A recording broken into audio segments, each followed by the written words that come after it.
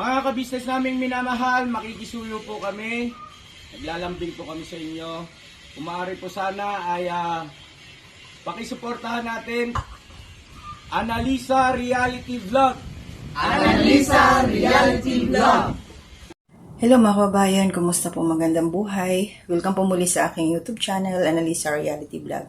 To my silent viewers, thank you so much. At saka sa mga viewers ko po, and welcome po sa aking mga new subscribers. As maraming salamat po sa inyo. At yung palagi na rin yan na nagbibigay ng kanilang comment sa aking mga ginagawang reaction, mga sariling opinion ninyo, salamat din po. At ito ngayon mga kababayan, kabisnes, kapapi at kalingap. Ang reaction ay bibigay ko ngayon, personal ko to, sariling opinion, ay patungkol po dito kila Cory at kay Boogie. So, dito po ito nanggaling. Ang aking pinaghuhugutan ay sa Kabisnes Official po channel. And, pakisuportahan na rin po natin si Papa Dins TV, then yung Kabisnes Family channel po nila, at gayon na rin po si Young Russell, and to my all reactors po dito sa Kabisnes Official. Yun nga, para sa mga bago lang ho sa aking channel. Ito si Cory at saka si Boogie. Pag medyo silang medyo na in love. So sino nga ba to si Cory? Si Cory po ay kapatid po siya ni Kyla. Na ito si Kyla ay tinutulungan po ni Papa Dins na magpagamot. May mental health problem, depression, kung ano yung nangyari sa kanya. So ginagamot po siya. So ito si Cory dumating galing dito sa Saudi, umuwi na siya, pero nag-apply uli. Lilipat siya ng ibang lugar, ibang bansa. At ito, medyo nagkaanohan sila ni Boogie, yung nagkaroon ng, sabihin na natin na tumibok yung puso ng isa't isa. At ito nga, nagkaroon sila ng teleserye. So, yung sa unang part, okay lang naman. Doon sa part 2, na akala namin teleserye pa rin. Kasi yung naging issue ngayon na nagkaroon ng problema kasi nung pumunta to sila Boogie doon sa bahay nila Cory na magsushooting doon sa teleserye. Alam naman ng nanay niya ni Cory na kung sino yung kasama, kaya lang hindi naklaro na isasama si Cory at hindi makakauwi. Hindi naklaro ni Boogie at hindi rin naman to alam ni Kabisnes, kaya itong huling part ng video nila ngayon na isang araw na nakalipas, sumama na doon si Pinuno para humingi din ng dispensa doon sa nangyari kay Boogie na hindi niya na ipagpaalam ng maayos yung si Cory. Kasi nung umuwi to si Cory galing kila Kabisnes, mga kababayan, Kabisnes, kalingap, tsaka kapapi. Kung mapapanood niyo yung video pagdating nila doon, grabe yung akala ko acting lang nung nanay. Na galit siya. Tapos may mga sinabi siyang salita na masakit, na pinapalayas yung anak niya, na parang yung mga ganun, basta nagalit siya na hindi daw pinaalam ng maayos na hindi pala makakauwi. Pero nitong nag-video na nga sila Kabisnes, na banggit doon pala na nag-video call naman sila Cory nung hindi nakauwi. Ibig sabihin, nakausap yung nanay. Kaya lang, ito na ho yung last part. Na ang nga nila doon, parang ito na yung huling magkikita sila Boogie at saka si Cory. Yun si Pinuno nga. Pagdating doon nila Pinuno, sa totoo lang, habang pinanonood ko yung video ba, yung nanay ni Cory, si Nanay Zenny, iba yung aura ng mukha niya, yung pisngin, yung facial expression niya, galit talaga siya. Hindi man lang pinapasok sila, yung pinaupo, in-entertain ng maayos ba sila Kabisnes. Nandun yung galit siya. Grabe yung hugot ni nanay. Kaya kung mababasa nyo sa mga comment, ang dami talagang negative comment doon kay nanay na mga sinasabi ng mga viewers. Kasi, yung iba tama naman sila kasi nasa tamang edad naman na si Cory. At saka, alam naman ng nanay kung sino yung kasama. At saka, ito si nanay nakarating naman na doon sa bahay nila Kabisnes, di ba? Ito yung sinabi ni nanay na salita na kahit ako, hindi, nanay din kasi ako mayroon din akong mga anak. So, naintindihan ko rin yung hugot niya. Kasi ito si Cory, may 2 anak. Ngayon, ang inaantay na lang ticket papuntang Oman. Meron na siyang employer. Siguro, kaya galit na galit yung nanay niya na hindi siya nakauwi. Baka isipin na baka magbago isip ni Cory na hindi na siya umalis. Kumbaga, syempre, nahuhulog na yung loob niya dun sa isa kay Boogie. Kaya siguro galit yung nanay, takot na baka hindi na tumuli si Cory, paano nga naman sila? Paano sila mabubuhay? Si Cory yung si Cory kasi ang breadwinner. Kumbaga, kung sa mga anak lang ni Cory, mabubuhay na sila. Yung ibig kong sabihin is, sobra-sobra yung sweldo ni Cory kung sa 2 bata lang na anak niya. Kaya lang, syempre, nandoon yung mga bata sa nanay niya, kapatid niya ang nag-aalaga. So, alam ko na lahat ng sweldo ni Cory nung nandito siya sa Saudi, bigay yung lahat, padala lahat. Kaya ito lang masasabi ko ngayon, Cory, bago ko makalimutan. Pag nakaalis ka ulit, i-budget mo yung ipapadala mo. Yung pang 1 buwan, at dapat meron kang maiiwan, meron kang para sa sarili mo. Kasi alam ko yan na pag binigay natin lahat ng sweldo sa 1 buwan, hindi sila makakaipon. Kasi marami silang gustong bilhin Marami silang mga kailangan. So tayo na nandito sa labas, kayod ng kayod, wala na natitira sa atin kahit sentimo, nagtitipid tayo, tipid na tipid, yung halos hindi talaga nababawasan, hindi natin nagagalaw yung ating sweldo dahil diretso na ipadadala. Kaya minsan pag uwi natin ang madadala nating sahod na lang is yung last pay. So pagdating doon, saglit lang yun kasi ikaw pa rin naman ang mamumroblema kung ano yung gagastusin mo pag uwi, di ba? So ayun, sana makaipon ka na at mag-budget ka talaga, Cory. Isang sakong bigas, ganun ang gawin mo. Hindi yun mauubos ng ilan sila lang. Isang sakong bigas, 1 buwan. Konsumo nila. Wala ka pa namang college. So, kaya mo yun, mag-ipon ka lang. So, yun nga. May sinabi, ito si Pinuno, siya yung unang nakipag-usap kay Nanay Zenny. Pinaliwanag niya lahat na yung mga nangyari. Tapos, nanghingi rin siya ng dispensa dun sa hindi rin naman kasi niya alam nang napanood lang niya yung video na yun na nga galit na nga si nanay. So okay na, dito si Nanay Zenny, kumbaga tinanggap niya yung paliwanag ni ka-business, pero pagdating doon kay Boogie, hindi niya kinausap si Boogie. Meron pa siyang sinabing salita na sabi niya parang nasuklam siya kay Boogie. Nung una daw, ito si Nanay Zenny, maganda yung naging trato niya kay Boogie.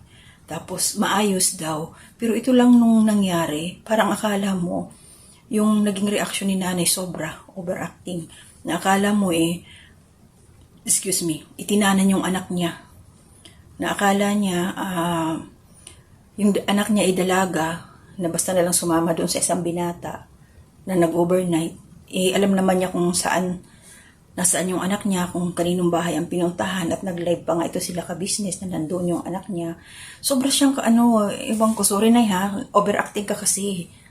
So nasobrahan Nay, sa totoo lang, yung term na ginamit mo kay Boogie, nasuklam ka sa kanya. Dahil lang yung hindi ka pinagpaalaman, na hindi ka kinausap na, hindi sinabi ni Boogie na hindi makakauwi si Cory nung nandoon sila.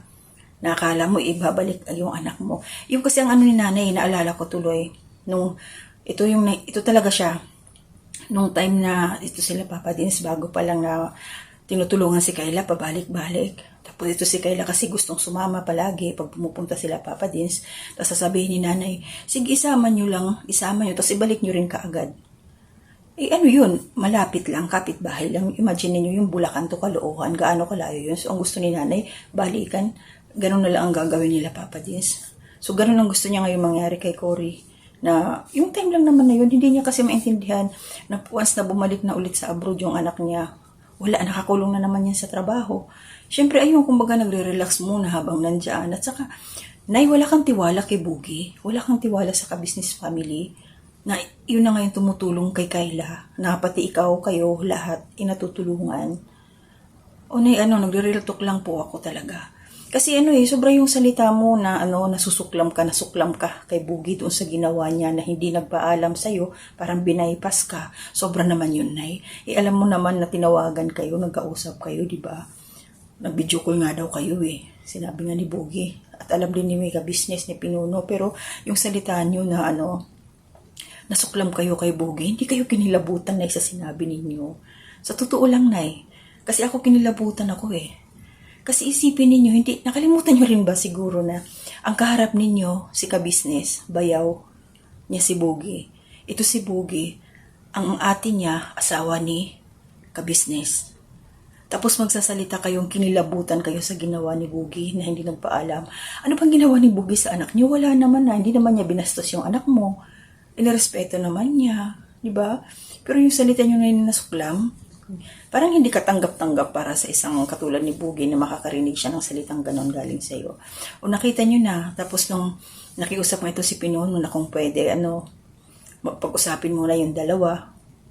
Sabi mo, nagpapahinga. Talagang ayaw mo pakausap. Pero napilitan ka na lang kasi nga si Pinuno na yung nakiusap. Ang last naman na yun na hindi na babalik doon si Boogie sa inyo. Kaya napilitan ka. Tapos ngayon nung nandun na yung anak mo, katabi mo na, nasa gitna siya, tapos ikaw, tapos sa other side si Boogie. Ang gusto sana ni ang gusto ni Cory na kausapin mo rin si Boogie pero hindi ka nakipag-usap. Pero bago yun, may isa ka pang ginawa na yung nagsusorry sa'yo si Boogie na nagpapakumbaba talaga siya na doon sa ginawa niya na kung tutuusin hindi naman ganun ka hindi naman ganun ka sabihin na natin ka sobrang mali ba. Kaya lang nasobrahan din kayo na inanon niyo yung kamay ni Boogie. Kaya ayun, kinilabutan din ako. At ito pa na habang umiiyak yung anak mo. Mabuti nga kamo umalis kayo binigyan nyo silang time na mag-usap. Pero, ito pa na ito. Kung ikaw kinilabutan ka kay Boogie, ako kinilabutan din na ako doon sa sinabi niya. Oo, nag-offer si ka-business na sa last time lang na kung sakaling makakalis na si Cory, ihatid sa airport. Diba? Pero ang sabi niyo na pag-usapan nyo na ibig sabihin, nag-usap-usap kayo nila Cory na magpapahatid siya, ipapahatid yung si Cory sa airport. Pagkatapos ng ginawa nyo kay Boogie malakas pa yung loob nyo sabihin nyo yun magpapahatid kayo kila Pinuno, papatulong pa rin kayo na ihatid si Cory. Tapos, sabi nga ni Pinuno, isasama si Boogie, tapos hindi kayo nag-react. Diba? Kinilabutan din ako dun parang, ang lakas ng loob nyo rin magsabi ng ganun na ipapahatid nyo si Cory. Pero ayaw nyong, parang tingin nyo, pakiramdam nyo wag isama si Boogie. Ano yun? Diba? Pero kung ako sa'yo, Boogie, hanap ka na lang ng dalaga. Wala ka pang problema. Kasi ayan, may lamat na yung may lamat na kayo ng magiging biyenan mo kung sakasakali. Pero nasa sa inyong dalawa yun ni Cory. Kasi takot yung nanay niyan na pag nag-asawa na yan si Cory, syempre aalis yun sa kanilang poder. Pati yung mga bata isasama. So paano yung pagkain nila, sustento sa kanila, paano sino yung bubuhay sa kanila? Si Cory lang naman yung kumikita. Diba? Hindi natin alam kung yung mga kapatid nagbibigay. Pero ngayon, siyempre lahat kay Cory yan. Diba? So takot yan na baka pag nag-asawa si Cory, kaya ganun.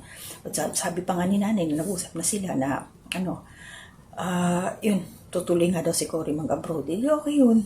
Okay, wala namang problema. Akala niya kasi talaga mapipigilan ni Boogie. So ngayon, Boogie, mag-isip-isip ka na. Sana, kung matitiis mo yung magiging biyenan mo yung ugali niya. Yung hindi ko lang alam kung patatawarin ka kasi suklam siya sa'yo. Pag-isipan mo rin yung Boogie. Kasi yung yun kumbaga may lamat na. Di kanya ewan ko, para sa akin maghanap ka na lang talaga ng yung single talaga, yung walang sabit. Pero kung talagang mahal mo si Cory, di mag-aantay ka sa kanya, tiisin mo yung nanay niya. Ganun lang naman yun imposible hindi niyo makakasama yan. Makakasama niyo pa rin talaga yan. So, good luck sa'yo, Boogie. Yun lang, hindi ko talaga, maraming hindi nagustuhan. Marami yung mga viewers, kung babasahin natin yung mga comment, na sobrang negatibo para sa part ni nanay. Kasi nga, nasobrahan talaga siya. Kahit, nandun, siyempre tayo, may respeto tayo sa matanda. Pero, yung hindi naman ganun kalala yung ginawa ni Boogie para magsalita siya nang nasusuklam siya kay Boogie dahil doon sa nangyari. So, nakalimutan niya talaga na yung pamilyang yon ang tumutulong sa kanila na hindi naman napahamak yung anak niya at hindi ipapahamak ng family ka business ang kanilang anak. Si Kayla nga na halos hindi umuwi sa kanila ng gabi, natutulog doon sa kabilang bahay nila nang walang kasama, wala siyang reklamo. Hindi siya nag-aalala Wala siyang pakialam. Kay Cory, may pakialam siya. Bakit? Kasi si Cory ang kumikita. So kay Kayla, wala siyang pakialam. Ba? Ewan ko lang. Ewan ko sa inyo mga kababayan. Basta ako yun ang ano ko. Kasi kung ito si Nanay Seni, kung disiplinaryan siyang nanay, stricta talaga siya. Hindi sana hindi ganyan ang sitwasyon ngayon ni Cory. Hindi niya binubuhay mag-isa yung anak niya. Dapat nandun yung ama ng mga anak niya. Doon siya masuklam sa ama ng mga anak, sa ama ng apo niya. 2 apo niya. Kasi si Bugi hindi yan nakakasuklam. Wala namang ginawang masama sa kanila sa kanya. Diba? Ewan ko lang, basta yun ang aking point na yun ang aking reaction dito na doon lang talaga ako, kumbaga yung tenga ko na, kasi parang hindi deserving para kay Bugi natawagan na makarinig ng salitang ganon, nasuklam, ikinasuklaman yung ginawa niya. Para ba namang, ewan na lang, parang hindi niya kilala yung tao parang maintindihan ko pa mga kababayan kung first time lang na ba umapak ni Bugi doon sa bahay nila at yun ang ginawa kaagad. May intindihan ko pa yun. Pero Diyos mio, Marimar, paulit-ulit, pabalik-balik nang pumupunta doon sila Bugi, nakatulog na ito si Nanay Seni doon sa bahay nila ka-business. Diba? So, ba't pa siya ganon? Saan ang hugot nun? Diba? Overprotective tayo sa kanyang anak. Hindi naman nadalaga. Hindi na maisip naman na yung anak niya. Hindi naman yung gagawa ng alam niyang ikasasama niya dahil paalis siya. Diba? Wala siyang, pagka ganon, wala siyang tiwala sa anak niya. Kaya ganon siya. Diba? Naawa ko kay Cory kasi umiiyak talaga siya. Parang yung iyak niya doon, may kasamang nahiya rin siya sa family ka business. Mabait si Cory. Biro niya sacrifice niya. Sacrifice yung ginagawa niya talaga.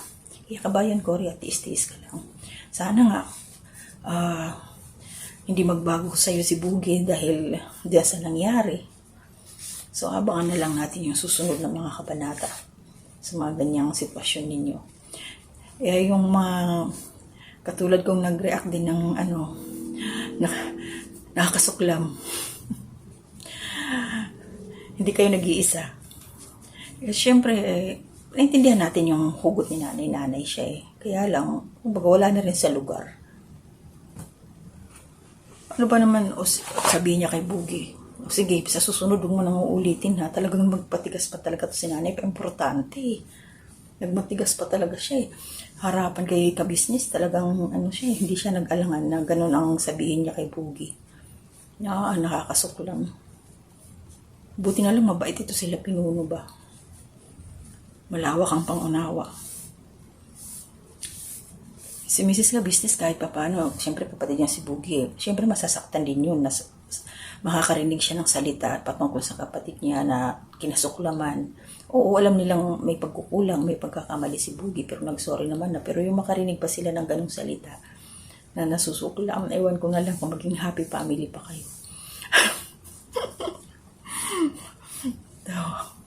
Grabe. Sige, paano ito mga ka-business? Abang-abangan natin yung kung matutuloy yung sila ka-business ba ang maghahatid kay Cory doon sa airport pag-aalis na at kung kasama ba ito si Bugi. Grabe naman to si nanay kung sana, Nanay Seni, para maging masaya yung anak mo pagbalik niya ng abroad doon sa Oman.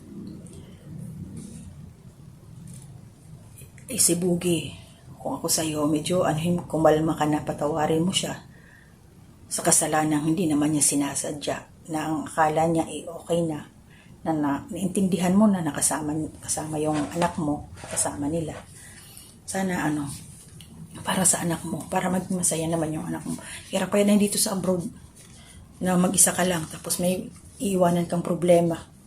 Kasi problema yun ng anak mo na alam niyang hindi kayo okay ni Bugi. Siyempre, nahulog na yung loob niya kay Bugi. Kaya kung ako sa'yo, Nay, nanghingi na ng kapatawaran to si Bugi sa isang kasalanang hindi naman niya sinasadya, patawarin niyo na. Huwag na masyadong matanda na rin kayo Yung happy-happy lang. Basahin niyo na, kung mababasa niyo yung mga comment, ang daming doon sa'yo. Ang daming mga negatibong komento. Ang dami ng bash sa inyo. Kasi nga, nasa tamang edad na yung anak ninyo. Ngayon pa kayo nagigpit. Kung kailan may dalawang anak na, may isip na yung anak ninyo. Sana, doon pa kayo naghigpit nung hindi pa siya, nagkakaanak. Hinigpitan ninyo para hindi siya nagkaganyan ngayon. O, diba? Yun eh. Yun ang hugot din ng mga nagko-comment. Kaya naintindihan ko rin sila. Kaya kayo na, huwag kasi masyadong kalma lang. Isipin mo yung kaligayahan din ng anak mo. Hindi naman yan mag-aasawa ng bigla-bigla. Kasi nga, nandyan yung mga anak niya. Ninimbang din yan. Priority yung anak niya. Sinabi nga ng anak mo na sinabihan niya na si Boogie na huwag sisira yung diskarte niya sa buhay. Nasabi ni Cory, 2 years siya doon. Maantay siya ni Boogie. So, maganda na kayo na eh. Kasi kung maantay siya ni Boogie, pag uwi ni Cory ng after 2 years, pag yan sila nagpakasal, nag-asawa, magbabaybayin sa inyo. Diba? Pag trabahuin mo si Criselda, andyan naman si Kayla. Kasi syempre, alangan naman iwan ni Cory yung mga anak niya dyan sa puder niyo. Kukunin yun. Kaya maganda, dandred mo kayo. Yung lang na eh. So, be happy.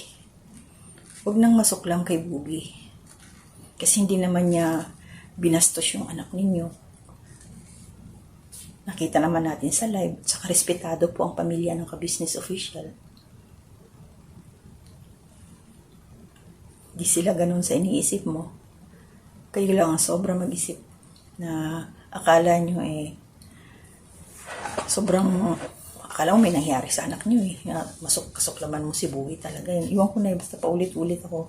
Kasi hindi rin ako makamove on dito sa salitang narinig ko galing mismo sa inyo. Sana, bago umalis yung anak ninyo, mapatawad nyo na si Boogie. Abangan namin na yung, kung matutuloy yung sinabi mo kay Pinuno na magpapatid kayo sa airport. Pero inyo yun ay, from Bulacan to Manila sa airport. Ang layo nun. Diba? Grabing sakripisyo, yun ang ka-business. Tulong sa inyo. Tapos, masusuklam ka pa kay Boogie. Hindi nyo ba naalala kung sino si Boogie sa pamilya ng ka-business official? Ganun lang, Nay. Sana maging masaya ka. Katulad yan, dapat sana, yung time na to, i-treasure nyo rin na nandyan si Cory. Happy siya sa nangyayari ngayon sa kanila ni Boogie. Pero naging, naging problemado. Iyak talaga siya sabi ni Cory, mas lalo niyang kailangan ng kausap pag nakaalis na siya. So, naman to si Boogie, nagsabi naman to si Boogie na lagi niyang tatawagan. So, good luck, Nay. At dumating yung after 2 years, magkakaroon kayo ng manugang na Boogie. Yung kinasusuklaman ninyo, malay natin. Pero, hindi natin masabi rin ng panahon. Walang nakakaalam dyan. At malay din natin, hindi na maantay ni Boogie yung anak ninyo kasi nga, mag-iisip din yun kung sakasakali. Maghanap ng dalaga. Walang sabit. Kasi binata naman si Boogie. Yung pasalamat nga kayo, Nay, kasi yung anak ninyo may 2 anak na nagustuhan ng isang binata. Diba? Dapat kayo nun, Nay, masaya pa kayo, diba? Bihira ho yung gano'n na magugustuhan ng binata at respetadong pamilya ang anak ninyo. Mabait pa si Boogie. Ay, nako. Sana na hindi na kayo, masyadong, huwag na kayo magmatigas ang puso.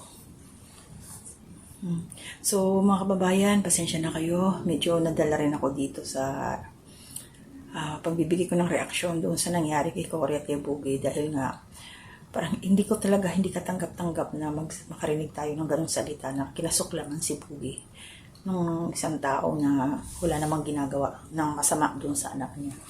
So yun lang, so abangan natin kung yung mga susunod na mangyayari, kung magkikita pa ba ulit sila o hindi na talaga. So maraming salamat po sa inyong suporta at nag-iingat po tayo araw ng linggo na ngayon. Linggo na ba sa Pilipinas? So, Blessed Sunday. At pag-pray nyo rin ho kami. Kami po ay lumalaban din dito na mag-isa sa aming serbisyo para sa ekonomiya ng ating bansa. So, hanggang dito na muna, mga babayan, ka-business, ka-papi at kalingap. Maraming salamat po. Gabayan tayo ni Lord. At bago lahat pala, sandali, maraming salamat kay Marela Tuason, 6932. Kabayan, salamat sa pagsuporta. Shout out. At Nanay Ate Marilyn, ingat po. Good morning. Maraming salamat sa inyo. Hanggang dito na muna. Bye-bye. Bawal masuklam.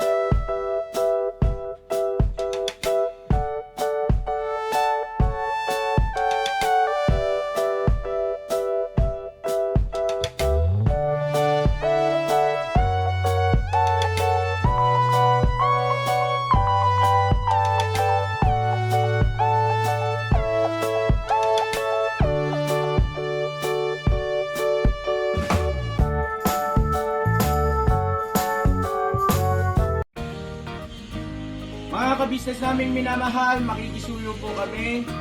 Naglalambing po kami sa inyo. Kung maaari po sana ay pakisuportahan natin Taong Gala.